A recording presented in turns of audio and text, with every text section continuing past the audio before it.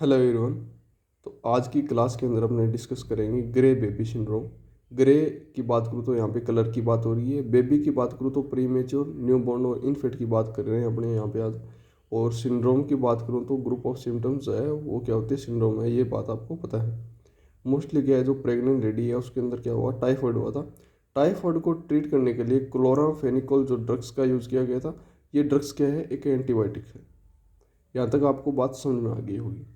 Mostly है क्या कि ये जो क्लोराफेनिकोल जो ड्रग्स है, यदि इसकी डोज या अमाउंट ज़्यादा है, जो मदर ने ली है, जो प्रेग्नेंट लेडी ने ली है, तो वो ये ड्रग्स क्या करेगी, प्लेसेंटल बैरियर जो है उसको क्रॉस कर जाएगी और ये बेबी के अंदर टॉक्सिसिटी क्रिएट करेगी। ठीक है, उसको बोलते हैं टेरिटोजेनिसिटी। ये क्यों करेगी, इसका रीज़न ये है भी जो न्यू बॉर्न है उसका लीवर जो है इनमेच्योर होता है और लीवर का काम होता है क्लोराफेनिकोल जो है इसके एक्टिव फॉर्म को इनएक्टिव फॉर्म में कन्वर्ट करने की, जिसकी वजह से क्या है ये टॉक्सिक ना हो पाए। ये काम लीवर कर नहीं पाता है क्योंकि ये इनमेच्योर होता है। उसकी वजह से क्या है कि क्लोराफेनिकोल की क्या हो जाएगी, टॉक्सिसिटी हो जाएगी। जब इसकी टॉक्सिसिटी हो जाएगी तो ये क्या करेगी, साइनोसिस करेगी।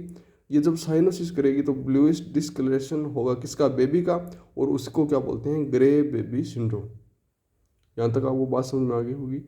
अब अपने बात करते हैं, एक तो ये होगी भी प्रेग्नेंट लेडी के यदि टाइफाइड हुआ था, उसको क्लोराफेनिकोल दी थी तो वो क्या कर गई, टेरिटोजेनिसिटी होगी, उसकी वजह से क्या होगा, बेबी के अंदर टॉक्सिसिटी होगी किसकी, क्लोराफेनिकोल की। दूसरी यदि बात करूँ मैं, यदि ये तीनों हैं, प्री मेच्योर, न्यूबॉर्न और इन्फेंट, यदि इनके अंदर टाइफाइड हुआ है, इसको ट्रीट करने के लिए भी क्या है, क्लोराफेनिकोल दी गई थी। यदि उसकी अमाउंट भी हाई थी तो लीवर तो क्या है, सेम ही है, तो वो इनमेच्योर है और उसके जो एंजाइम को ये जिम्मेवारी सौंपी गई है वो सिक्रेट नहीं हो पाता और इसकी जो एक्टिव फॉर्म को इनएक्टिव नहीं कर पाता, तो भी ये सेम सिचुएशन होगी क्या, साइनोसिस वाली। अब हमने बात कर लेते हैं मैकेनिज्म ऑफ एक्शन किसका, क्लोरामफेनिकोल का। तो चलते हैं इसके मैकेनिज्म ऑफ एक्शन के अंदर, तो अपने पता लग जाएगा भी ये क्लोरामफेनिकोल जो है क्या कैसे साइनोसिस करवाती है।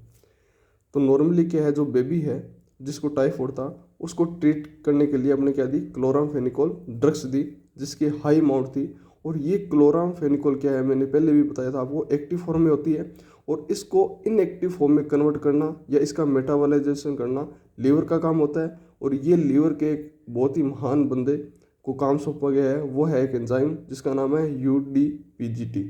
ठीक है, यूरिडेज डाइफॉस्फेट ग्लोरोनजेल ट्रांसफरेज जो एंजाइम है, इसको ये काम सौंपा गया है क्या भी, तो एक्टिव फॉर्म को इनएक्टिव फॉर्म में कन्वर्ट करेगा। ठीक है, तो मोस्टली ये क्या है कि इन मेच्योर लीवर के अंदर ये सीक्रेट नहीं हो पाता एंजाइम जो है UDPGT, और क्लोराफेनिकोल की क्या हो जाती है, टॉक्सिसिटी हो जाती है। जब क्लोराफेनिकोल की टॉक्सिसिटी हो जाएगी तो ये ब्लॉक करवा देगी किसको, इलेक्ट्रॉन ट्रांसपोर्ट सेल को, और इसकी वजह से क्या हो जाएगा, जो सेलुलर रेस्पिरेशन होना चाहिए वो नहीं हो पाएगा। यदि वो नहीं हो पाएगा तो क्या हो जाएगा, नेक्रोसिस हो जाएगा सेल के अंदर, जिसकी वजह से क्या है कि ऑक्सीजन लेवल है वो डिक्रीज होगा। जब ऑक्सीजन लेवल डिक्रीज होगा तो साइनोसिस दिखाई देगा। जब साइनोसिस दिखाई देगा तो ब्लूइश डिस्कलरेशन और ग्रे कलर होगा किसका, बेबी का, उसको क्या बोलते हैं अपने, ग्रे बेबी सिंड्रोम बोलते हैं। यदि मैं इसके साइन एंड सिम्टम की बात करूं तो अपने लॉस ऑफ एपिटाइटिस मिलेगा, वो फीडिंग वगैरह नहीं करेगा बच्चा। दूसरा सबसे बड़ा है वो आपको पता ही है, अपने बात की थी, ग्रे और ब्लू कलर हो जाता है स्किन का।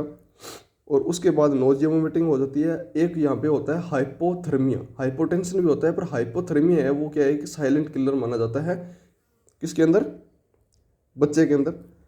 और यदि इसकी मैनेजमेंट की बात करें तो सबसे पहले जो इमीडिएटली बंद कर दो क्या, क्लोरामफेनिकोल। यदि अपने ब्लूइश डिस्कलरेशन यदि दिखाई दे रहा है, साइन दिखाई दे रहा है, तो जो क्लोरामफेनिकोल जो ड्रग्स अपने टाइफाइड को ट्रीट करने के लिए दे रहे थे तो उसको स्टॉप कर दिए। ठीक है, तो ये बात अपने हुई थी ग्रे बेबी सिंड्रोम के बारे में, किसकी वजह से होता है उसके बारे में, मैकेनिज्म क्या है उसके बारे में, साइन एंड सिम्टम क्या है उसके बारे में, और क्या है उसका मैनेजमेंट क्या है उसके बारे में। तो ये अपनी एक शॉर्ट क्लास थी ग्रे बेबी सिंड्रोम के बारे में। मिलते हैं एक नई और शानदार क्लास के साथ। Okay, thank you.